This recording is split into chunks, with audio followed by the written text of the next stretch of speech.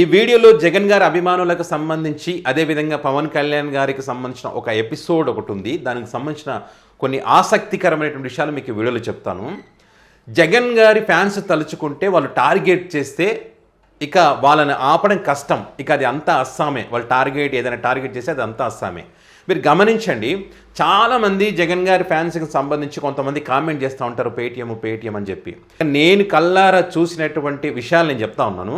జగన్ గారి ఫ్యాన్స్ జగన్ గారి కోసం సొంతంగా ఖర్చులు పెట్టి ఆస్తులు నాశనం చేసుకున్నటువంటి సందర్భాలు కూడా నేను చూశాను. ఏది ఆశించకుండా ఏమొస్తుందిరా మీకు జగన్ని అభిమానిస్తే, ఎందుకని డబ్బులు వేస్ట్ చేసుకున్నావు, ఎందుకని ఆ మీటింగ్లకు తిరుగుతూ ఉన్నావు, అవసరం లేదని చెప్తే అవసరమైతే మళ్ళీ కష్టపడి మళ్ళీ సంపాదించుకుంటా నేను. కానీ జగన్ ఈరోజు ఈ ప్రాంతానికి వచ్చారు, ఖచ్చితంగా చూడాలి. ప్రాంతంలో మీటింగ్ పెట్టారు, ఆ మీటింగ్ని ఖచ్చితంగా నేను అటెండ్ కావాలి.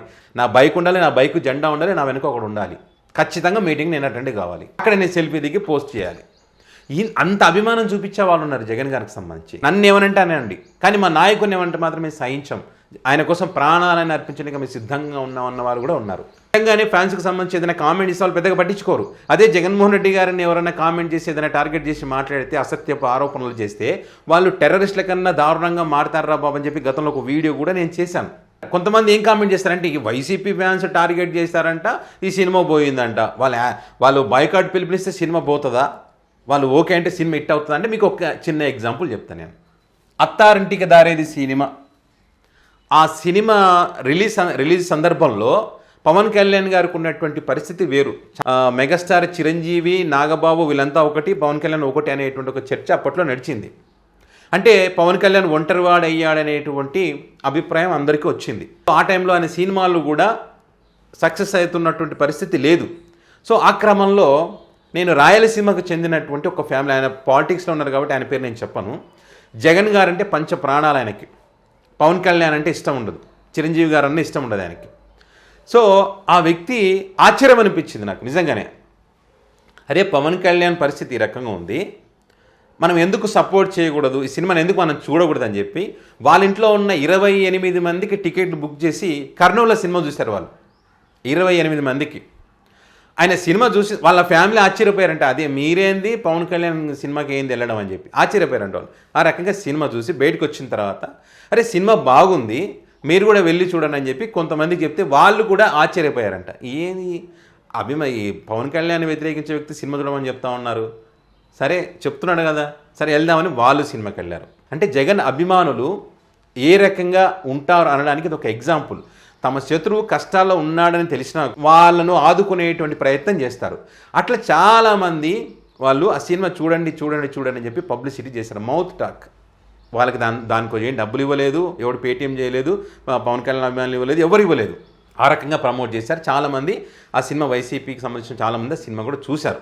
ఆ తర్వాత జరిగినటువంటి పరిణామాలు అందరికీ తెలుసు.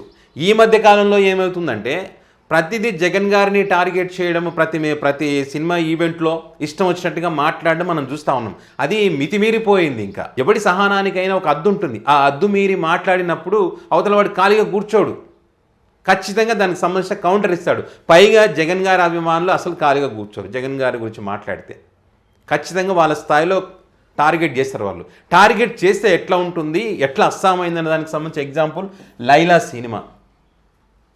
ఆ ప్రొడ్యూసర్ కానీ ఆ సినిమా హీరో కానీ క్షమించమని అడిగేటువంటి పరిస్థితికి వచ్చింది. ఆ సినిమా ఏమైంది, అస్సామే.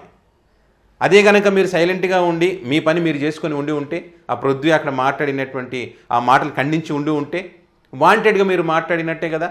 అదే వేరు సినిమా ఈవెంట్లో కూడా జబర్దస్త్ ఆర్టిస్టులు చాలామంది మాట్లాడారు. ఆ సినిమా సంగతి ఏంది, ఎవరికి తెలియదు ఆ సినిమా ఎప్పుడు రిలీజ్ అయినా ఏమైపోయినాయి అని. అంత అస్సామే అది కూడా. ఆ తర్వాత పెద్ద సినిమా గేమ్ చేంజర్ సినిమాకి సంబంధించి కూడా అక్కడ కూడా పాలిటిక్స్ మాట్లాడి మళ్ళీ అక్కడ కూడా జగన్ గారిని టార్గెట్ చేసి ఏమైంది, గేమ్ చేంజర్ పరిస్థితి, నిర్మాత పరిస్థితి చేంజ్ అయిపోయింది. ఆ తర్వాత ఏదో ఇంకో సినిమా రిలీజ్ అయ్యి ఆ వ్యక్తిని కాపాడింది అనేటువంటి ఆ వీడియో క్లిప్పింగ్స్ ఆ మాటలు మనం చూసాం. ఆ తర్వాత ఏంటి, భైరవం సినిమాలో కూడా అదే రకంగా జగన్ గారిని టార్గెట్ చేశారు.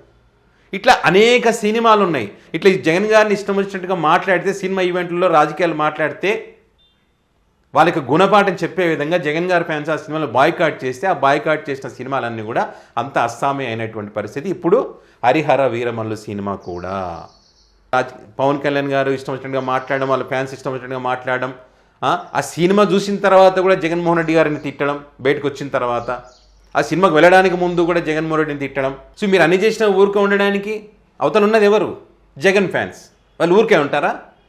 వాళ్ళ టార్గెట్ చేసి నార్మల్గా ఉంటుందా? అదొక ఫైర్. అదే జరిగింది. మనం మాట్లాడుకోవాల్సిన అవసరం లే. ఆన్లైన్ బుకింగ్స్ ఒక్కసారి మీరు మొత్తం చూస్తే రెండవ రోజు, మొదటి రోజే సగం సగం గ్రీన్లో ఉన్నాయి, రెండవ రోజే ఏ రకమైన పరిస్థితి మనం చూసాం. రివ్యూలు కూడా ఏ రకంగా ఇస్తూ ఉన్నారో మనం చూసాం. ఇది పాన్ ఇండియా మూవీ అంటారని నవ్వుతూ ఉన్నారు. సినిమా పోయింది అది అంతే. మీరు ఎంత ఎలివేషన్ ఇచ్చినా ఎంత చేసినా దానికి ఉపయోగం లేదు. బికాస్ వీళ్ళు టార్గెట్ చేయడమే. ఇతర స్టార్ హీరోల అభిమానులు కూడా టార్గెట్ చేశారు. ఆ బాధ ఎలా ఉంటుందో రుచి చూపించారు వాళ్ళు. మీరు వాళ్ళ సినిమాల విషయంలో మీరు ఏ రకంగా ప్రవర్తించారో వాళ్ళు ఆ బాధ రుచి చూపించారు. సో ఇప్పుడు ఏమైందంటే ఒక గుణపాఠం, ఇదంతా కూడా ఒక గుణపాఠం. కొంతమంది చూడండి, మీరు సోషల్ మీడియా ఫాలో అయ్యే వాళ్ళకి కొంచెం అర్థమవుతుంది, చూస్తే తెలుస్తుంది. ఈ ఎవరు మెగా ఫ్యాన్స్ కొంతమంది ఇక మీదట ఇలాంటి పనులు చేయకపోవడమే మంచిది, సినిమాని సినిమాలాగానే చూడాలి, అనవసరంగా కొంతమంది రెచ్చగొట్టే వ్యాఖ్యలు చేయడం వల్ల ఇంత దూరం వస్తుంది మనకి. సినిమాలో రాజకీయాలు సినిమా ఈవెంట్లో రాజకీయాలు మాట్లాడకూడదు, ముఖ్యంగా జగన్ గారికి సంబంధించి అసలే మాట్లాడకూడదు, మన పనేది మనం చేసుకుంటే బెటర్ అనే విధంగా వాళ్ళు పోస్టులు పెడతా ఉన్నారు. కొంతమంది కన్నీళ్ళు పెట్టుకుంటున్నారు సినిమా ఫ్లాప్ అయిందని చెప్పి. సో ఏదేమైనా కూడా సినిమాల్లో రాజకీయాలను ఇన్వాల్వ్ చేయడం ద్వారా సినిమాలు నష్టపోతున్నాయి. దానికి ఎగ్జాంపుల్స్ ఈ మధ్య వచ్చిన సినిమాలన్నీ మనం ఎగ్జాంపుల్గా చూడొచ్చు. సో కాబట్టి ఇదంతా ఒక గుణపాఠం అనుకొని ఇక మీదట రాజకీయాలు సినిమా ఈవెంట్లలో మాట్లాడుకుని ఉంటే సినిమా బతికి బట్ట కడుతుంది. లేకపోతే వీళ్ళు టార్గెట్ చేస్తే వాళ్ళు బతికి బట్ట కట్టడం కష్టం.